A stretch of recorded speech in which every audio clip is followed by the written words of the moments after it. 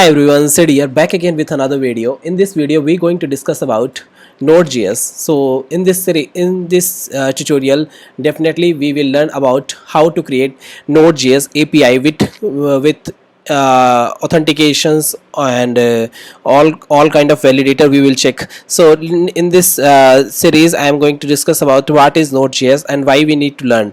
Okay, so first is Node.js is an open source environment. Hope so everyone know about what is Node.js. So this is a very basic syntax. I'm going to discuss about Node.js is open source environment. Anyone can use as a free. We don't need to pay anything, and Node.js run all kind of platform like Windows, Linux, Unix, Macs, etc.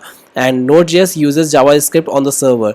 And okay, so the first question is everyone want to ask something while learn Node.js. So first is written because of Node.js written in JavaScript, and we don't need to focus about the multiple languages. So we need to just focus on one language for the backend and front end both. Suppose we can use as a Node.js as a backend, and we can also use like Angular, React, and Vue.js, something which is a JavaScript framework for the front end. And third point is this is extremely fast.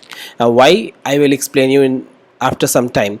And utilize Google V8 engine, which is written in C++, and V8 also compiles JavaScript code to machine code for computer. And one of the basic and one of the most important topic in Node.js, which is npm, world largest library for open source package.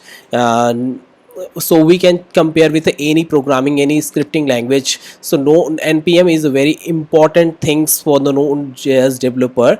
And one more things you can check here: great building real-time applications. So what does the meaning of the real-time applications? So you can check something like any chat application. So we can make just using socket.io. And so here a lot of facilities, so you can check out the using npm node package managers, and constantly growing expanding features also is there. And building also, we can make web, mobile, and desktop application using Node.js.